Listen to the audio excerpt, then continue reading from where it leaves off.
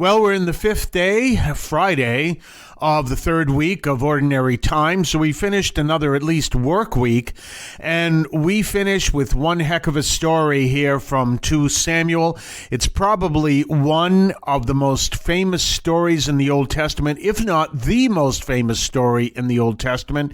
And as I like to describe it so well, it's a story about a cover-up that failed so miserably 3,000 years later. We're still talking about it. Of course, it's the famous story of David and Bathsheba. There's been at least one, and I think several movies made about it. You know, this is why cover-ups don't work, because when they ultimately fail, the whole world finds out. Well, this is the famous story of David. All his men were at war, and David is out strolling one day, and he's on his palace roof, and he's looking out, and he sees this beautiful woman who is bathing next door. And he asks who she is and finds out that she is the wife of one of the soldiers, the soldier who is, I guess, the shield bearer of his great general. And so he, in any case, invites her to the palace. They have a beautiful night, and she becomes pregnant. And now he's got to find a way to hide the fact that the king had relations with her. And so he does, and this would be tomorrow's reading, he does several things, but one of the things he does is he invites her husband, Uriah, to come home and to have relations with his wife, never figuring that she might be pregnant. So then all of a sudden, wow, look at that. 9 months later, I have a son. Obviously, it's mine, Uriah the Hittite would say. But in fact, what happens is when soldiers are at war, they're not allowed to have relations with their wives. So what ultimately happens is, in that case, he refuses to have relations with his wife, lets her sleep in the bed. He sleeps outside the house so he won't be tempted. And so, yet again, this attempt at a cover-up fails. And so finally, David, who tried several things to get this to happen, it didn't work. He ultimately sends him out to the front lines of the battle, tells his general, when the battle is at its worst point, everyone back up and leave him out there where obviously he's going to be killed, which he was. And that is the end of Uriah the Hittite. No one's going to find out, which obviously doesn't happen since we're talking about it. But as we see elsewhere in the Bible, there is one who gets the message and knows that this happened, and that, of course, is God. So, as we will see, not today, and I don't think we're going to see it tomorrow. I don't think we're going to see it at all because it falls on the weekend. But what we see actually won't, because Monday is the presentation of the Lord. So, what we're going to is we're going to miss the rest of the story, so I can tell you. So what happens is he got away with it. No one's going to know, and anyone who knows isn't going to question the king, especially the one who kills the messenger, until, of course, his prophet comes to see him. And he gives him this great parable. He says, "Judge this case for me." He says, there's a man that has this beautiful lamb. Now, there is this other man who has many lambs, but what he does is he takes that one lamb that this man cherished so much, and he kills it and has it for dinner. What should happen to this man? And David is incensed that this happened and says, "This man should be executed." And Nathan says, "That man is you." Now that came from God to tell him. And all of a sudden, David realizes you can't get anything over on God. And his cover-up failed because the one who you can't fool was not fooled. And ultimately, that's what happens. And the baby dies. And Bathsheba and David actually end up marrying, although, of course, he had many wives, and they ultimately have another son, and that son is Solomon. But we see that story, and David has to go through severe penance because of this action. And so we see all of that coming together. This is the story. But why is that story so important? And it is for many reasons. Number one, we see that David was no saint. He committed grave sin. I mean, what we would call today grave sin. You don't get more graver than breaking two of the most severe commandments, adultery and murder. So there you go. And you can probably also add perjury and everything else that goes with it. So there he is. And another thing that happens is you can rest assured David attended all the services he was supposed to attend, which is another thing that angers God. If you don't put your faith in action, but you still practice your faith on Sunday, God has no love for you at all. He does love for you because he can't stop loving you. But he's very angry at that because you need to put your faith in action. There's a word for that. It's called orthopraxis. You've heard of orthodoxy, and that literally, it's from the Greek. It means right teaching. Orthopraxis is right acting. And so you have a call to live your faith during the week and to act on and to worship the Lord, we'll say on weekends, and with your worship to put your worship into action, which is what you do the rest of the week. If you don't do that, God gets very angry. And this is essentially what he was doing. He's worshiping God, but he's not putting his faith into action. And this becomes the issue. And so he has to repent. He has to suffer because of this, but ultimately, God does not take away his legacy. And this is important because when we look at the legacy of the house of David, from which Jesus comes, we know that Jesus comes from humanity. And even though Jesus himself is sinless, as is his mother, his ancestors are not. And that's important because they were human. Now, this is an important distinction to understand because a lot of people are ready to condemn others for not living up to the standard because of their humanity. Now, obviously, we're not talking about people who commit adultery and murder, but, they may condemn them for certain things. A great one. They may condemn them for eating meat on a Friday that isn't in Lent, or even eating meat on Friday that is in Lent. Obviously, during Lent, it's very important that we don't eat meat. You can eat anything else, but you don't eat meat because it's an act of penance. It's an act of recognizing we need the mercy of God and that we are sinners. So it's important, but there are people that will condemn them and tell them they should go to hell.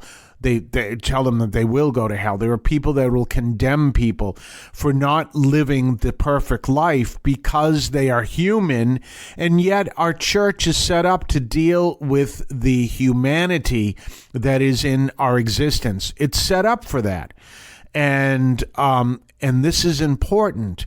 But if you have people who will condemn you because your life is imperfect, and I'm not talking about committing adultery and murder, but I'm talking about other things. You're struggling with a sin.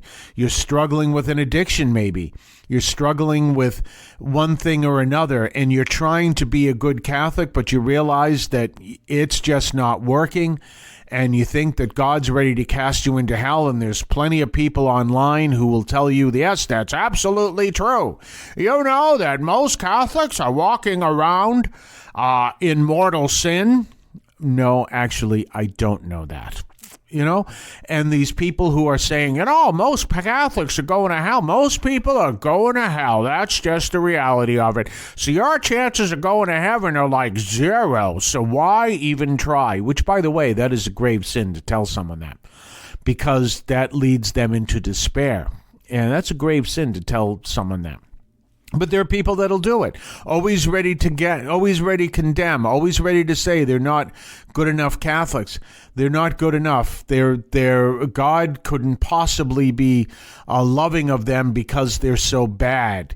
And people buy into this and they believe this and they think these thoughts because these others have told them, not realizing these others are in grave sin. And yet you look at the history of Jesus and you see that among the people in his history, the greatest king of Israel was in fact also a grave sinner. And you've got to realize that it's important not to throw humanity out and force people to try to live inhumanly and to feel that they are grave, worthless failures as servants of Christ, as baptized Catholics, because they realize their humanity gets in the way. This is a problem in our church when people are teaching that.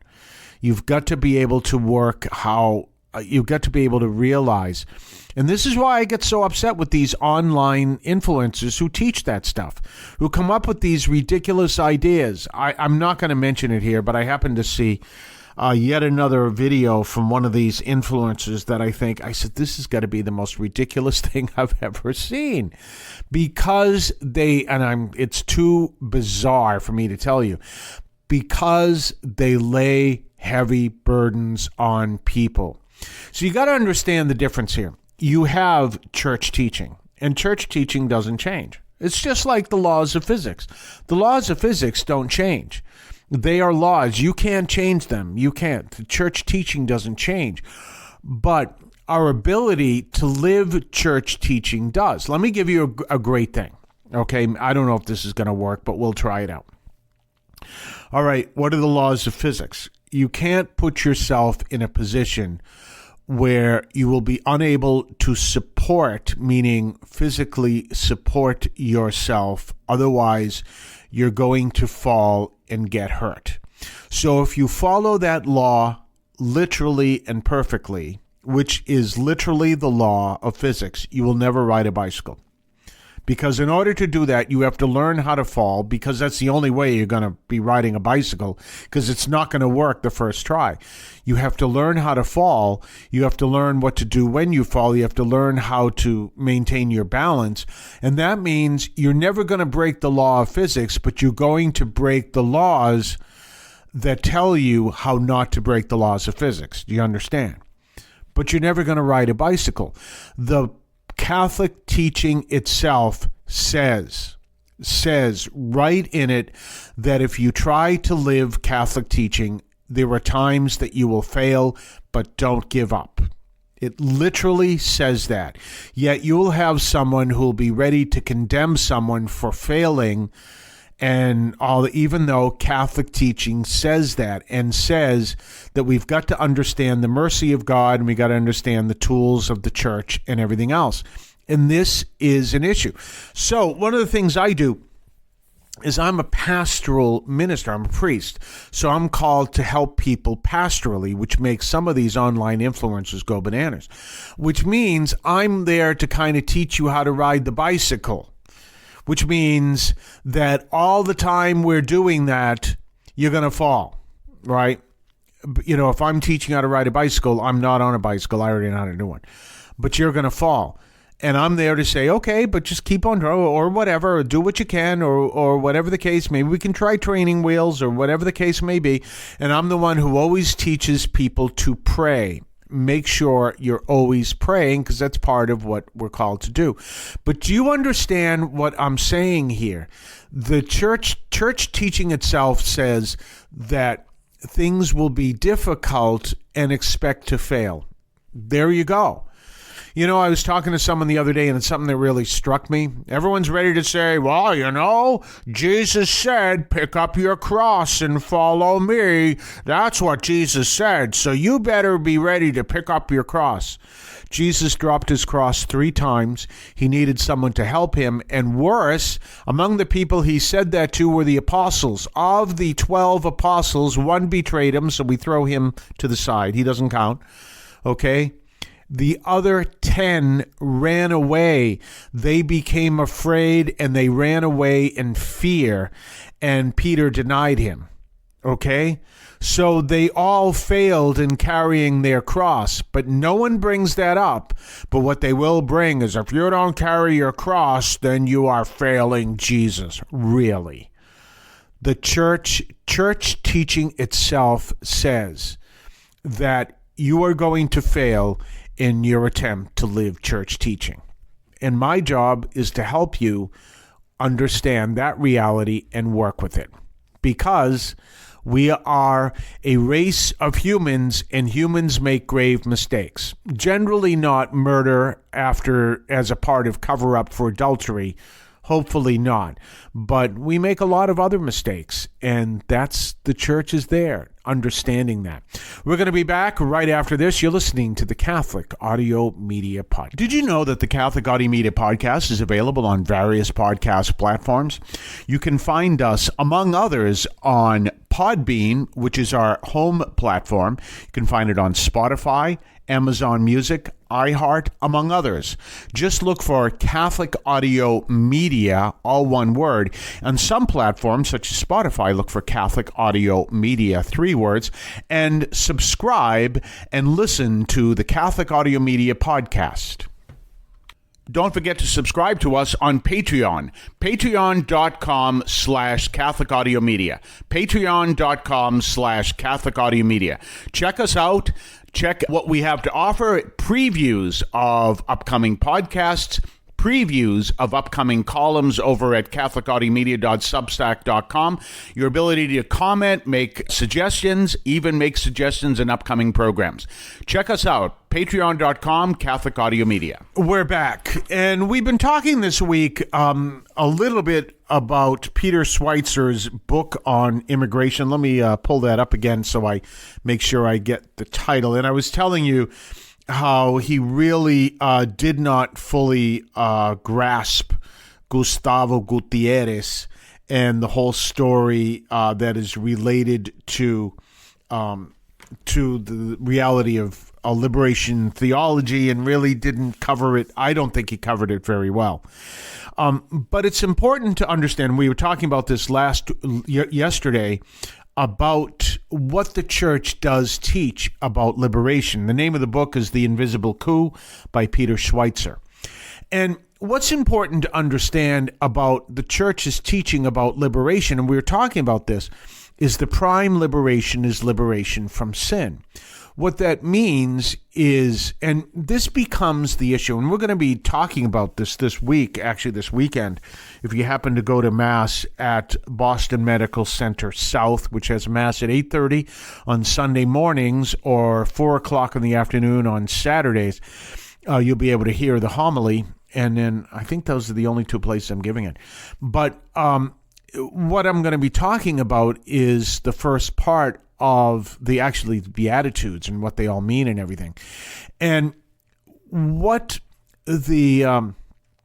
liberation theology is all about is understanding that there are realities that different political and life situations that people are in, and it's our role to live and grasp those situations in a way that understands where we are, but also understands what obligations we have. So, for example, now no one is going to listen to me when I say this if I were down in Ecuador, but in Guayaquil, Ecuador, there is right across the river, it's the Daule River, in a place called Duran. Now, I don't know if Duran is like that today as it used to be, but Duran was very poor, and we talked about that before, where people literally had to go and get up early in the morning to wait for the truck that would deliver them water so that they would have water for the day. They literally had to do that because there was no running water in the area.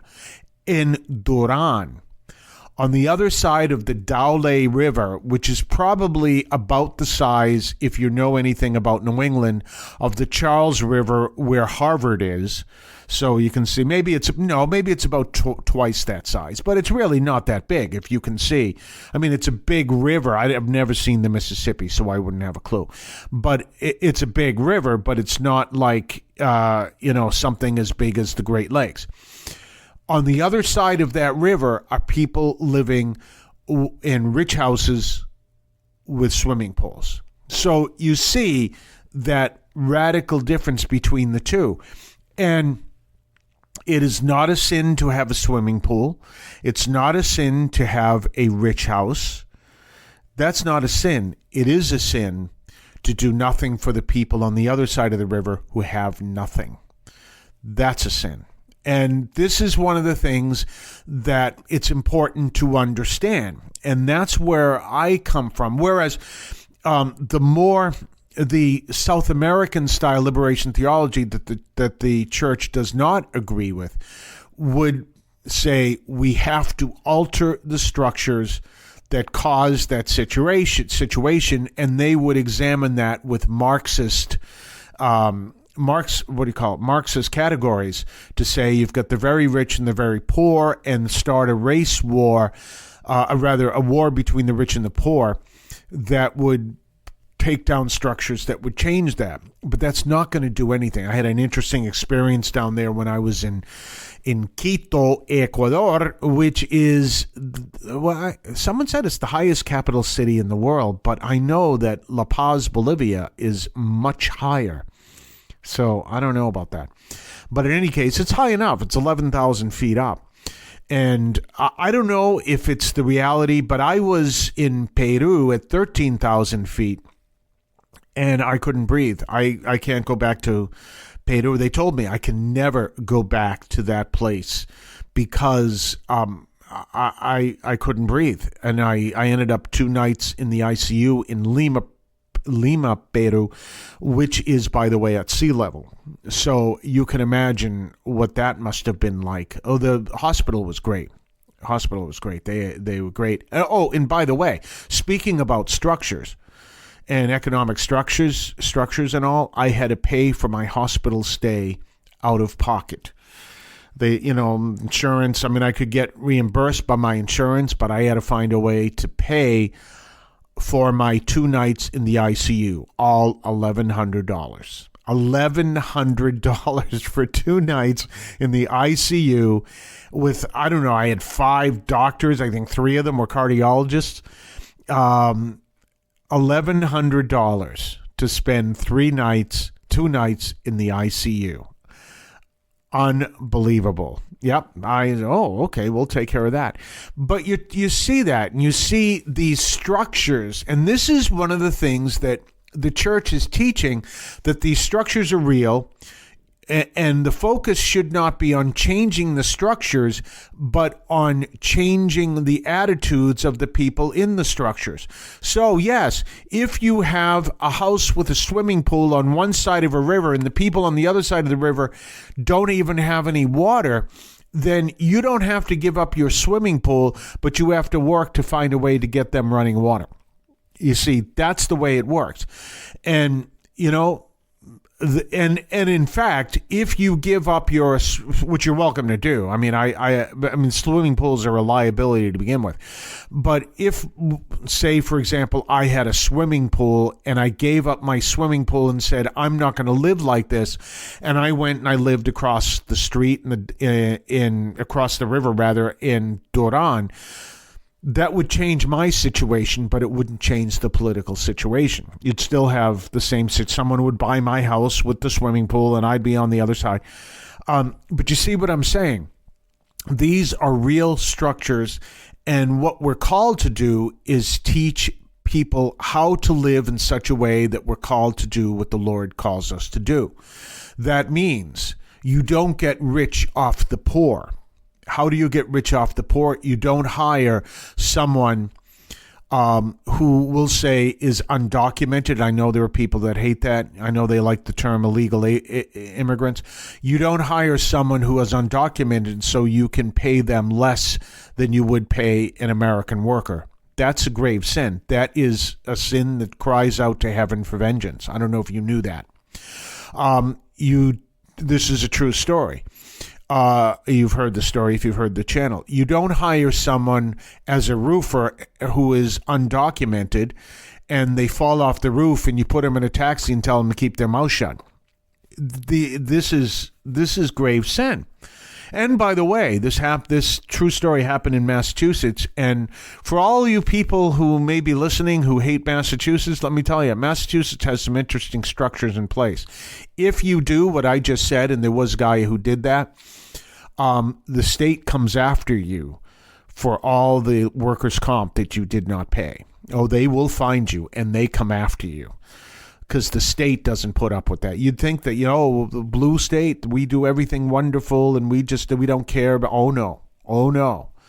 We believe in law and order in the Commonwealth of Massachusetts. And maybe, I don't know this whole situation, but even if they don't cooperate with feds, they have their own situation. And yes, they will come after you if you hire someone and don't pay insurance or don't pay workman's comp, and that person gets injured. So yeah, but you see that because there is a justice element there, you have to work and be this justice element.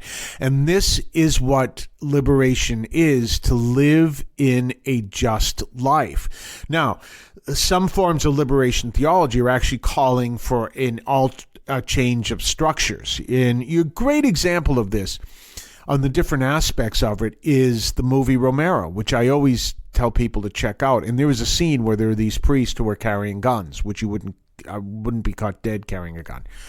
And that's part of it. They're part of a battle with the guerrillas against the state in fighting for the liberation of the poor. And the church says, no, you have no business doing that.